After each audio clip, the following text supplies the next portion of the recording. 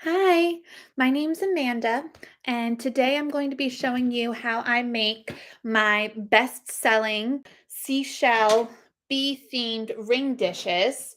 I have some that are already made. Here's one of them. Now, this is using an arc shell from the Outer Banks in North Carolina, but I have since run out of these types of shells. So I am actually going to be using a different shell. I've already painted the inside white, as you can see, but this is a scallop seashell. And I got these from my neighbor who was just cleaning out his storage room and um, had these shells and was just giving them away. He knew that they were used a lot in arts and crafts projects. So I scooped them up because I use them to make ring dishes and jewelry dishes. And he explained to me that he actually got these specific shells in Panama during 1979 to 1981 when he was stationed in Panama through the US military at that time. And he and his wife collected these shells while they were down there. And they've been preserved with shellac. So they have not yellowed over time. And the gloss is still there. And the color of each of these shells is so unique and beautiful. So when I make my shell dishes, I keep the backside natural and I only decorate the inside of these ring dishes. So today I'm going to show you how I make these shell dishes from start to finish. Meaning I'm going to show you how I make it and how I package it and get it ready for shipment. Um, I have already sold one of these, but have yet to make it. So I thought this was a perfect opportunity to go live and show everybody my process and how it's done, and hopefully inspire some other people to give it a try as well. It's actually quite easy to do once you have the materials. And really, once you have done a shell one time, it's so easy to continue doing it with other designs as well. It's just a matter of being brave and taking the plunge and giving it a try if you've never done decoupage before. So to begin, I'm just going to use Mod Podge. This is a matte finish, but truly I have found it doesn't particularly matter. I also have a paint tray here from the dollar store and just a angle brush. You can use a flat brush, you can use a round brush. This is just what I pulled out of the bucket this morning. And I'm going to add some Mod Podge to my paint cups. And I'll put this off to the side. I love Mod Podge, but I really am quite disappointed that it didn't come in a squeeze tube. This is just a giant container, and so it can be quite overwhelming sometimes. So I'm constantly using paper plates or paper bathroom cups to pour the um, Mod Podge inside of, so that it makes it more manageable. But it's okay. Now, the next part that I'm going to do is I'm going to take a paper napkin. This is a bee themed paper napkin. It's really, really beautiful. I have found that as I've done more decoupage in the last 6 months or so, it does help to choose a design or a pattern that is okay if it gets wrinkled, because it is almost impossible to decoupage without it getting wrinkly, especially as you are applying the glue. It will wrinkle and warp the tissue or the paper. So just make sure that you're choosing a design that is a bit more forgiving. And what I'm doing now is I'm actually going through and I'm separating the plies, meaning the layers. So this specific napkin has 3 layers. I've already separated one now I'm working on separating the second. It helps me if I use some tweezers. So I am able to I usually rip the corner and then I get in there and I try to pull back. And once I have it enough, I can use my fingers the rest of the way. Um, I've actually never ripped a napkin during this part of the process. So it is pretty strong. Now I have a single ply design. It's pretty almost see-through. I don't know if you can tell, but it is very thin. That's the back side. And you can actually also see the texture of the napkin as well along the edges. You can see it's a bit more bumpy. That's actually okay. You won't actually see that because what I'm going to do is I'm going to cut this napkin and I'm only going to use the parts that will fit because my shell is so small and the napkin is so large. I really do have to, strategically decide what I'd like to include. Um, I always try to get the yellow flower because I feel like that's one of the most beautiful parts. So I'm just using a pair of scissors now and I'm going around the napkin, trying to cut out the pieces that I'd like to use.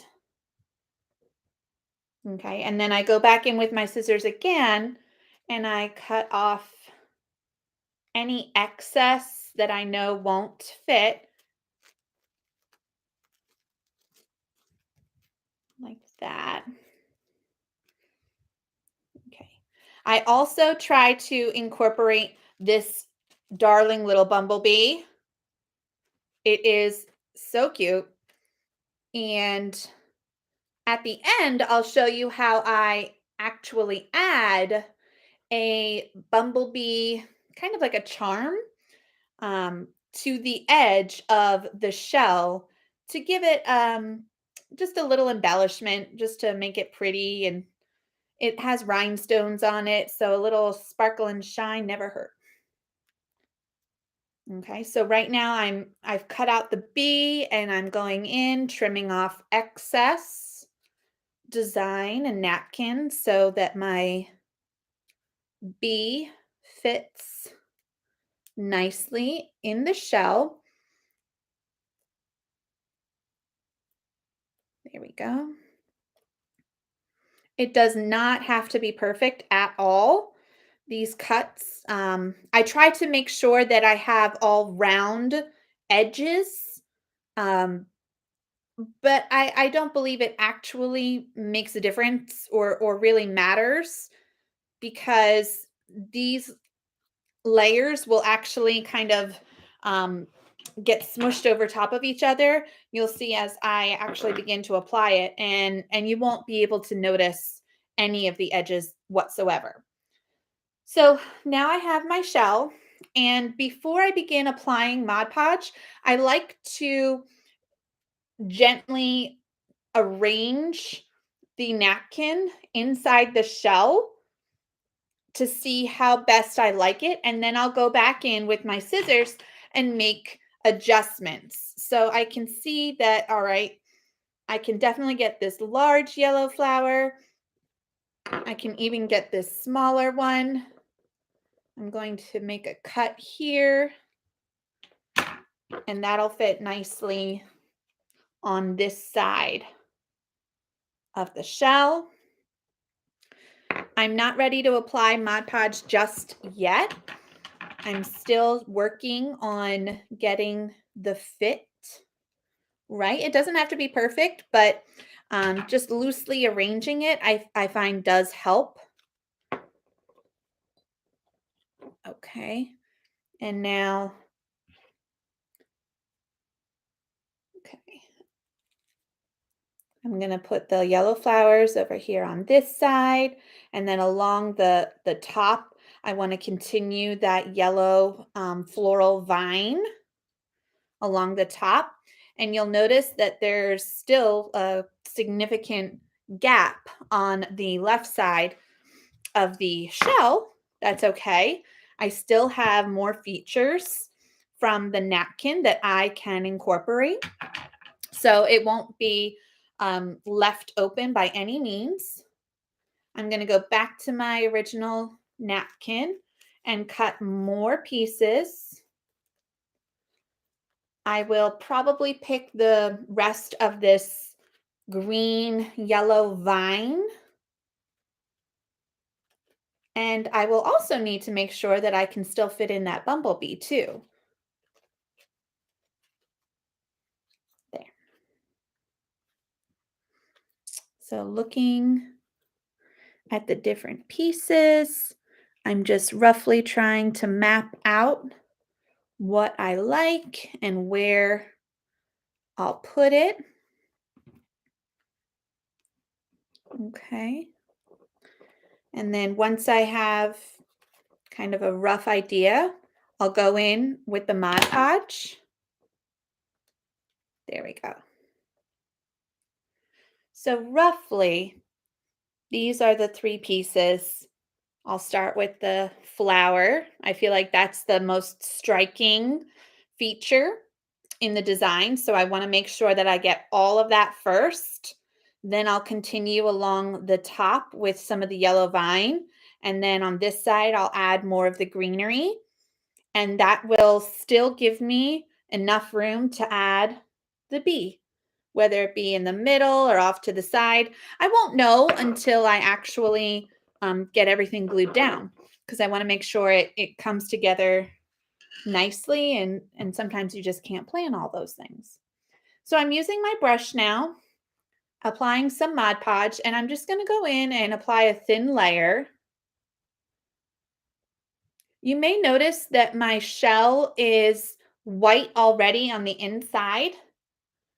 I apply a thin coat of white paint. I believe I used chalk paint this time for this shell, but you can use acrylic without any problems. Again, I just kind of used what I had. And I'm applying a thin layer of that Mod Podge. The reason I apply a thin layer of white paint is to really help make the design on this specific napkin really shine through and be pronounced. I originally tried it without doing the white background, and it kind of, the design could get lost, um, or not, didn't really show up as predominantly as I wanted it to. So after that, I went to applying the white background, and that has made a big difference in the final result. So look at your napkins. You do not need to use the same napkin design that I'm using, but whatever design it is that you are working with, really look to see what color might look best to help make your design really noticeable. There we go. So all I did was place it inside the shell, and I used my finger to gently press it down. Tried to get it as smooth as I could, but there is no way to do it without getting some wrinkles. Okay. I also use my tweezers to help me adjust um, the napkin once it's placed, up, down, right, left a little bit. The tweezers help me pinch those fine areas. Okay. Now I'm going back to my Mod Podge, and I'm going to apply more Mod Podge to the top so I can add my second section to the shell. Okay. I'm sure it's hard to see because it's already white, but I just applied more Mod Podge right at the rim. And now I'm going to take my second piece that has some of the yellow vine floral pieces, and I'm just going to layer it right over the top of what I already have. I'm going to use my finger to tap it in. Very gentle, very little pressure.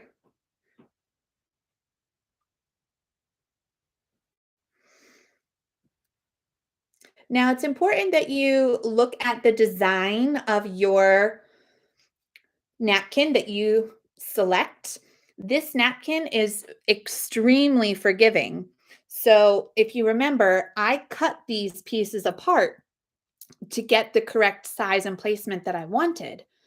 But when I put them back together, it's almost flawless. It looks like it was joined the whole time. You can barely tell that they were separate pieces. So, when selecting a napkin, just keep that in mind. You want to choose a design that will be forgiving and will also allow you to manipulate the pieces and get a nice cohesive look at the very end. It won't necessarily look like you butchered it and just put it all back together randomly. You want to try to avoid that. Now, the final piece will be down here at the bottom. Okay. I'm just kind of doing a rough placement just to double check that I like where it's going. I'm going to trim it just slightly. Okay. Now I'll apply the Mod Podge to that last section.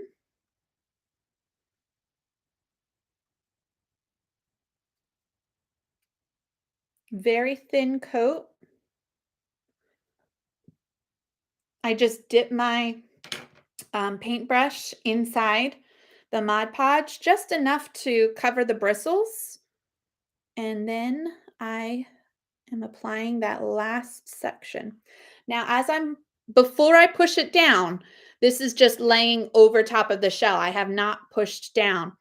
And this is giving me the opportunity to adjust because I want to make sure that there we go, that this yellow flower does not get covered by this other piece. And I really like these small, almost lavender, purple, blue color floral pieces right here, like almost berries. I like those as well.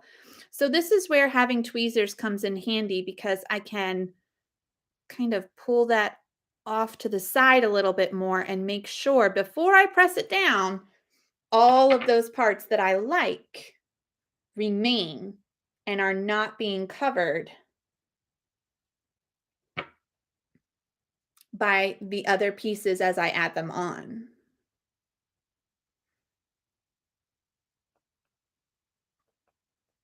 Again, having a set of tweezers helps me a lot grab those itty bitty pieces.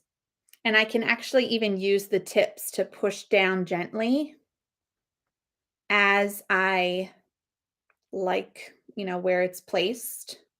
And then I can go in with my finger and apply more pressure to make sure that it is a good fit and the napkin is nice and stuck. Now, I did not finish applying this last piece here. I did not push that down because I actually like those yellow vines behind it. So what I'm going to do is using my scissors, I'll go in and I'll cut part of these green leaves off because I like the yellow vine better on this shell. I just think it looks nicer. Okay. So I used my scissors to kind of cut that off a little bit. And now that the entire shell is pretty much covered, I will go in with another layer of Mod Podge over all the pieces. Very thin. I'm actually not even going to dip my paintbrush back inside the Mod Podge. There's enough excess that I'm going to just use what I have on my brush. And I'm going over the edge. Make sure that you get the edge nice and close because this will help you get a clean separation when it's time to pull the pieces apart.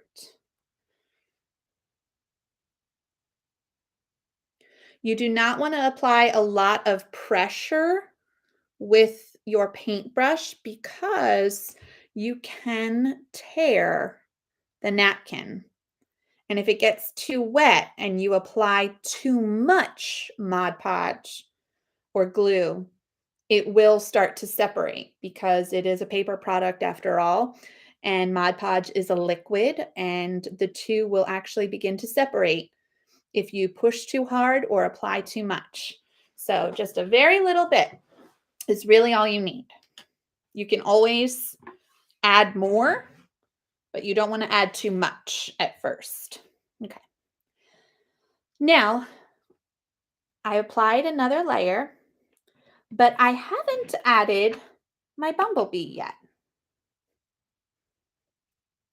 So now that I have my background, I'm going to look at my shell and see, where are some spots that I think the bee might look good? Are there pieces that I kind of want to cover? Maybe I don't like the look of that as much as I thought. Do I want the bee to be complete, like have the whole body maybe in the middle? Or do I want it maybe off the edge and I'll, remove the legs so it's only a partial bumblebee? Every shell is different. Every design is different, so it really all depends upon what it is that you like. So this is just a trial and error. I use my tweezers, and I just kind of play around, move it around until I get to a design that I think I like. I think it would look cute if I have it right there on the edge. But you'll notice the white background between the antenna and the wings and the front legs. That white background will cover the really cute green and yellow vines in the back. So what I can do is go in with my scissors and remove as much of that white background as I can.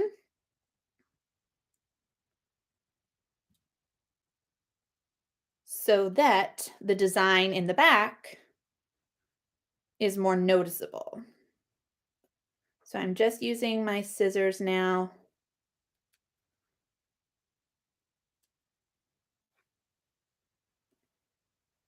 And I try not to get too crazy with these little cuts. If I can keep the antenna, great. But if I'm finding that it's too difficult for me to manipulate my scissors, then sometimes I'll just cut the antenna off, and that is totally fine. You won't really notice the difference. So I really, every shell design is different. There we go. Based off of what I am and cannot really get to. Okay.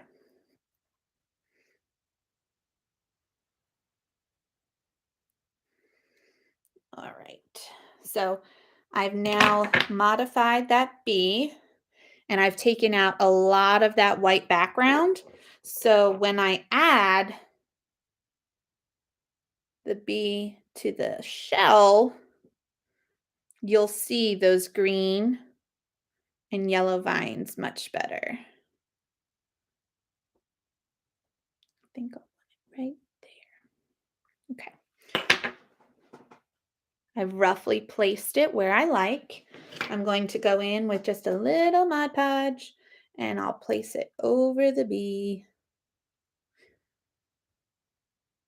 I do have to apply it gently because the wings, the legs, and the antenna of the bumblebee are fragile. They're very, very small pieces now, and I don't want them to rip. There we go.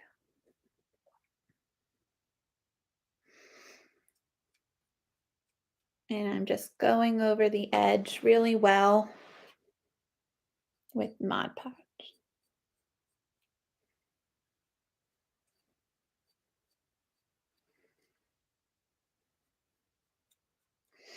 Okay, so that is pretty much the design. Now I need to dry or allow this Mod Podge to dry. To expedite the process so you can see everything start to finish, I will use a heat gun. Bought this off of Amazon. And I'll use this in circular motions to help speed up the process of the Mod Podge and the dry time.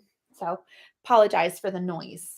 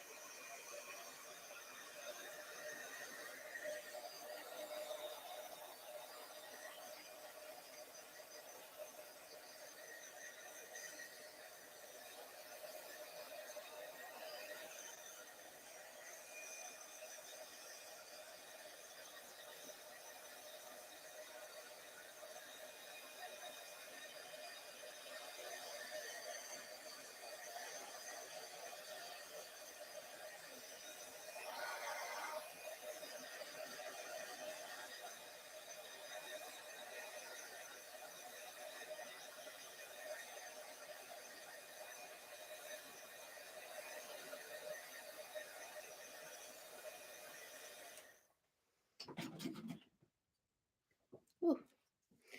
Now you can really see how this design is so forgiving because now that all the pieces are dry, you cannot tell that I separated the napkin into multiple sections and glued them separately on top of each other. It looks as if it was originally designed in this pattern. It looks really, really nice. Um, right now, what I just did was use scissors and I just cut off the excess around the rim of the shell. But if you can see, you cannot even tell that I cut the shell into multiple sections. And that bee is layered over top of the yellow and green vines. It looks really good. Um, Now, you'll notice that the edge of the shell still has some very little bit of like paper right there on the edge. It was not extremely close uh, cut with the scissors. You might be able to see it a little bit more here. Right there, there's pieces. So sometimes I'll go back in with my tweezers, and because the napkin is dry, I can just pull or use the edge of my fingernail and rip those napkin pieces. But I'm not going to actually get too crazy because the next part of this design is actually going to be applying what I call the honey. I use gold metallic hot glue and I apply it around the rim of my shells and it looks like it's dripping honey. It's a really, really cool effect. So I actually use that gold metallic glue. And this is a little side note, but um, make sure that you are being careful with your hot glue. I actually have like a second-degree burn on my thumb from not the tip of the hot glue gun, like that would just be incredibly stupid of me, but the honey or the hot glue as it was drying and I was applying it to the shell, dripped over the edge and landed on my thumb, and it gave me quite a second-degree burns. And that was from about 10 days ago, and it's still white and blistered. So use caution when you're applying your hot glue. And this has already been prepped. And I'm just going to squeeze and I gently apply a little bit at a time. And I go around the rim. See, I don't know if you can tell, it's dripping over the edge. And that's how I burnt myself.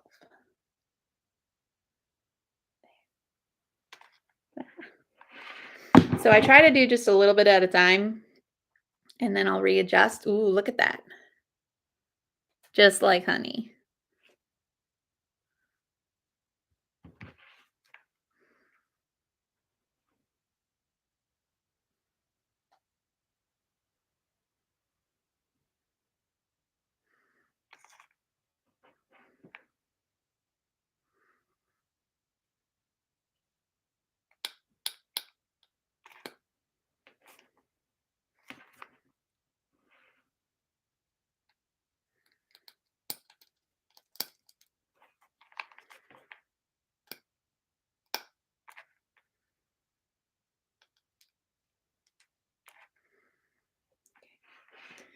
So I've gone around the edge once. Whoop.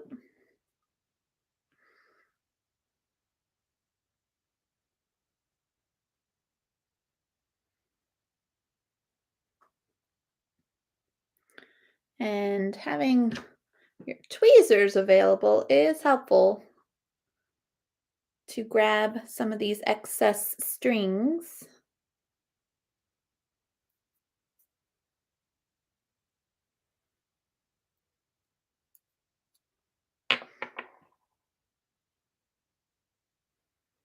Now, it does not take very long at all for the hot glue to dry and solidify. So I'm able to finish going around the edge, and now I can safely touch the hot glue without burning myself.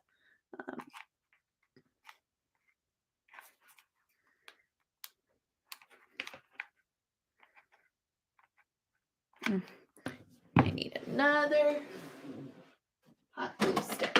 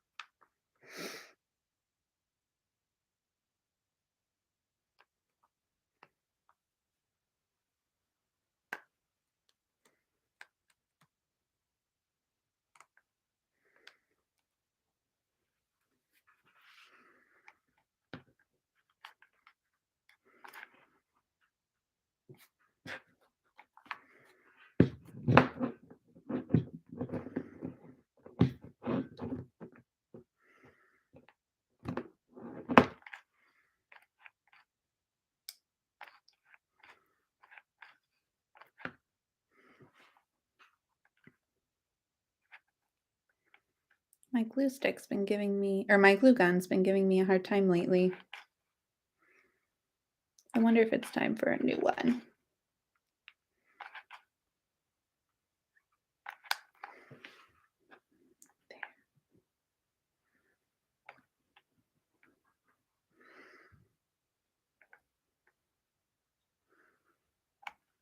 Now I'm going to go back over the rim with a second layer of glue, and this will give it um, a textured layered effect as if, you have real dripping honey. It really looks nice.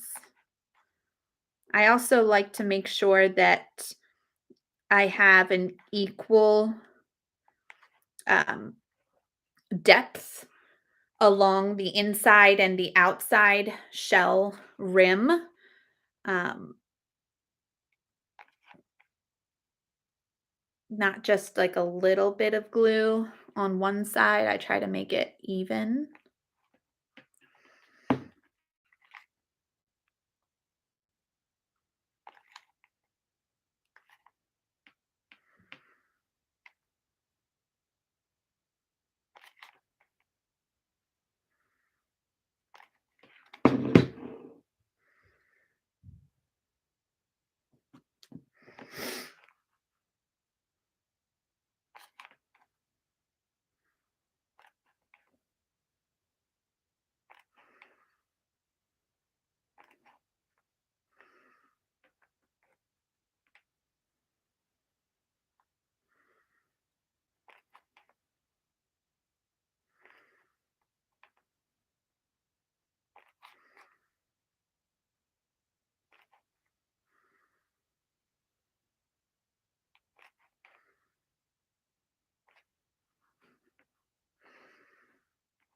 Okay.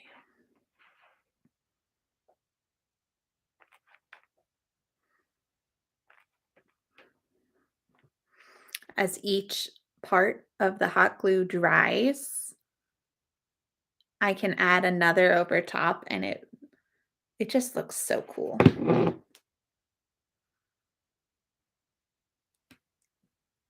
I've got all these honey strings now.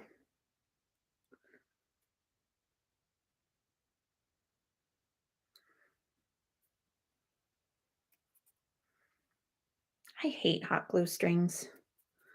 They bother me so much, especially on like not necessarily a project like this because the dripping hot glue actually works in my favor for this design, but other projects where you're applying hot glue and the strings just get everywhere and it can actually like look terrible. But using my tweezers, I'm able to like get those little bits and pull them off.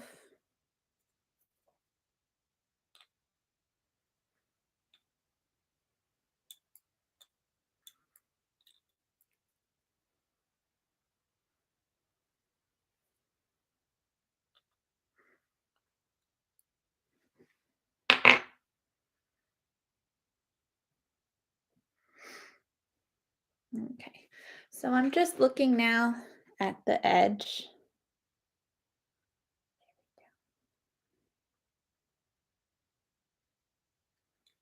And you can see the inside has some of these clumped sections. And then on the outside, you can also see how it's like layered and drippy. To me, it really does look like real honey. Now, looking at the edge here, there's still some gaps. So I'm actually going to go back in with a little bit more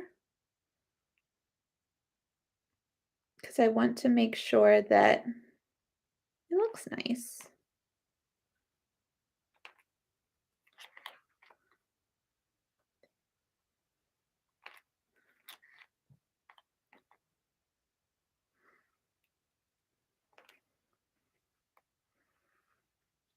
Okay.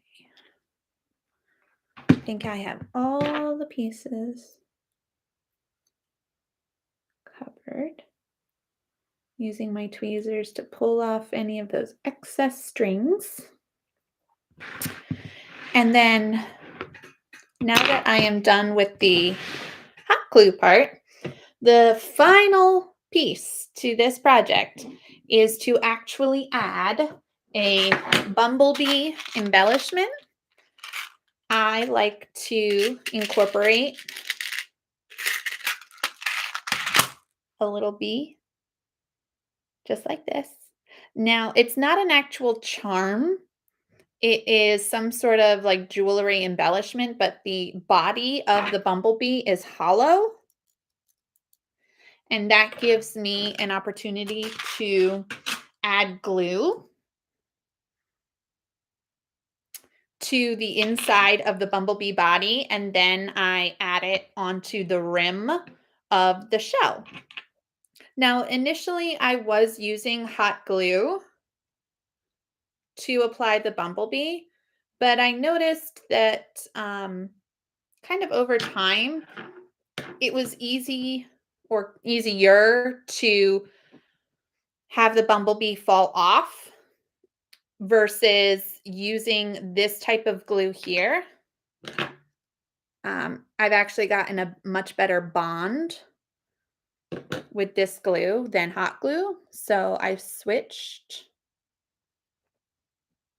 and I try to find the flattest part of the shell and I apply it to the rim. Once it's added, I use my tweezers, use them a lot, to kind of nudge it this way and that way and just make sure that there's a good connection all the way around. And to help with the dry time, because I don't want this charm to slide off or move while it's in the dry process, I try to speed it up using my heat gun just a little bit, just enough to get it to stick. And then I'll let it finish curing on its own.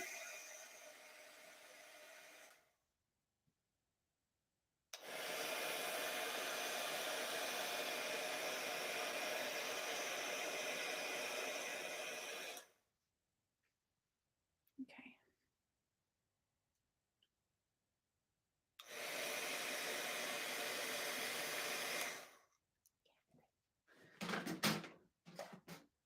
All right. So that is going to continue to dry. And while the shell is curing, this is where I begin getting the shipment process started. So I'm not ready to package that shell just yet, but I can work on getting everything set up.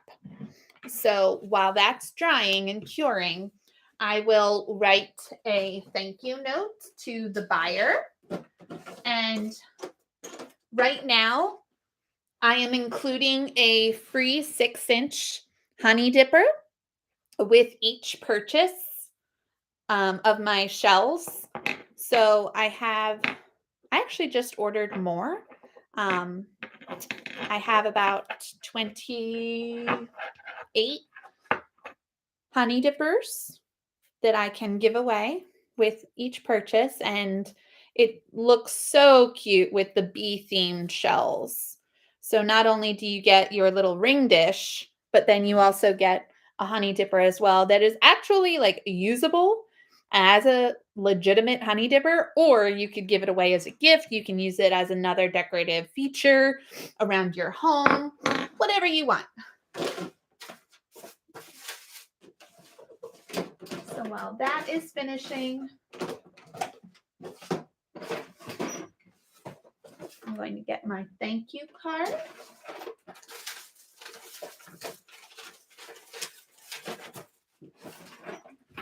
Where did I? Oh, of course. And I write a handwritten message to the buyer. I just think it's a nice touch. And her name is Patty.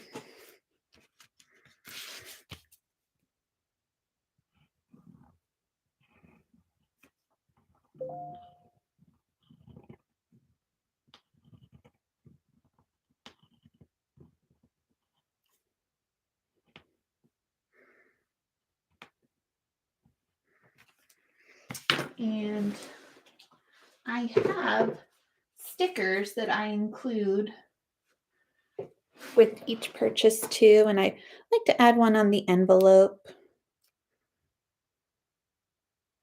just to make it a little pretty.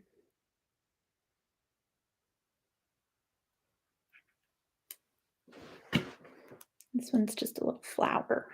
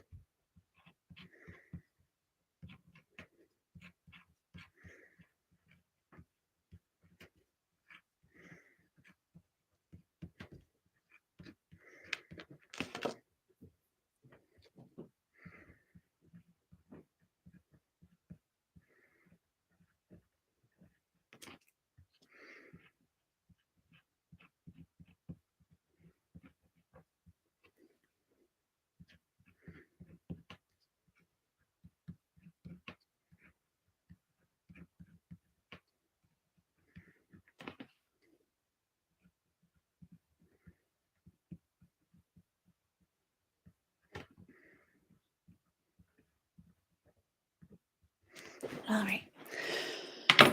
Finished writing my thank you note. And inside each card, I add a thank you for supporting my business card, as well as some free sticker, like other cute stickers for the buyer, just as a little bonus, something nice. So this is these are just flower stickers. I'll include one inside the envelope. Put the card in. And I do not lick the envelopes because, one, it's yucky. But two, I don't know, I just think it spreads germs. And I don't like using the water paper towel method, so I just tuck it inside. And then I have these thank you stickers and my business name, which is Halfway Homemade Decor. And that's my little logo that I made. So I've got little stickers I add to the back. And this will go inside the box. Now that the card is done, I'll build my box. I got these off of Amazon, and they are perfect for my shells. I think they are a 6-inch by 4-inch by 3-inch box, and they are easy to build.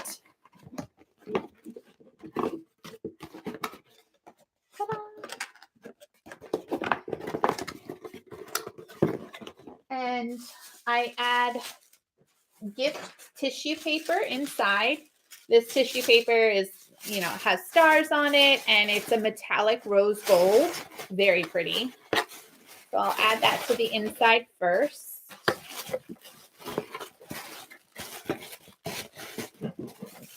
And now that it's been several minutes, I'm just checking the bee. Yep, it's all dry. I have bubble wrap here, and I'm going to gently wrap and fold the shell inside the bubble wrap. And I love tape. Whenever I do my packaging, I use a lot of tape. Christmas time, when it's time to open presents, everyone can tell the packages that I wrap because I tape everything. All the sides, all the edges. You need like a Swiss Army knife to get open my packages, but they look nice. They don't fall apart. And for shipping purposes, they always make it, and they always, never have any issues. So I use a lot of tape. Inside the box, I add my shell, the honey dipper, and then I place the card on top.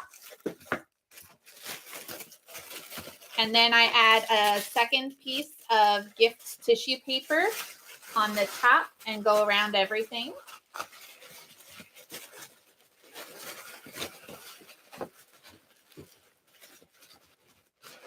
So when it arrives and it's opened up, we'll see something nice and pretty. So I'll tuck it all in, and got this beautiful box. My shell, my honey dipper, and my thank you card are all inside. Now, I don't actually put the mailing label on the box like this. I do wrap the box, the outside, with shipping paper.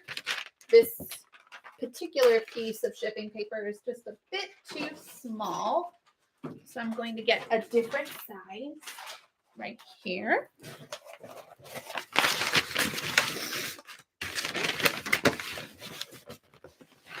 And I use a plethora of tape.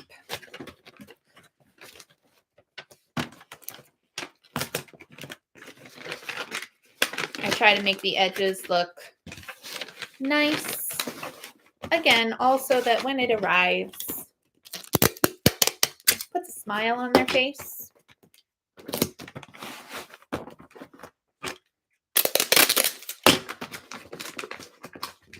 This is not a gift. This is just how I wrap every package, whether it is a gift for another person or not.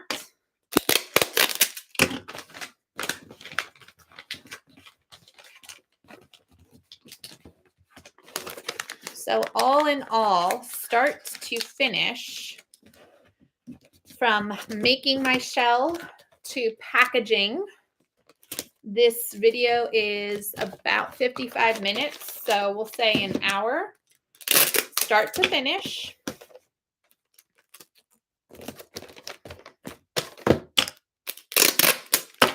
For the whole process. Now, typically, it doesn't take me an actual hour when I have orders come in, because I will typically make the shells in bulk. I'll make 20 of them all at once. It's just faster and more efficient for me to do it that way. But for the sake of this YouTube video and just sharing the process with everyone, I just did one at a time for today. Now that my box is wrapped, I add another one of those transparent flower stickers to the side.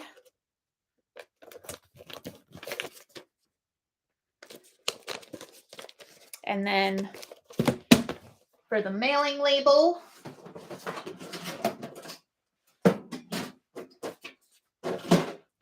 on the mailing label, I add a sticker. I hope this makes you smile.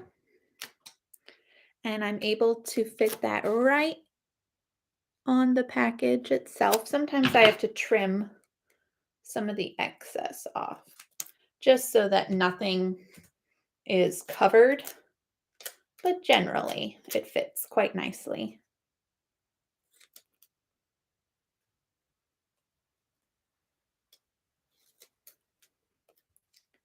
To the post office because she always gets a lollipop.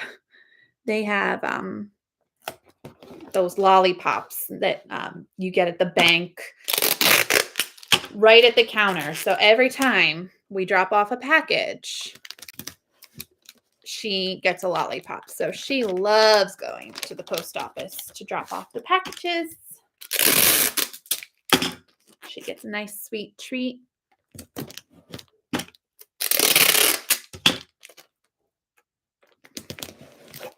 There we go.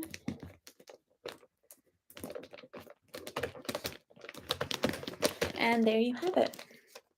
Start to finish. This one's ready to go. Thank you for sticking with me and watching the entire process start to finish on how I make my best-selling bumblebee themed ring jewelry shell dishes. In the description, I've included a link to my Etsy shop. If you'd like to buy one, the link is right down at the bottom. And thank you so much. I hope this helped you out. Bye.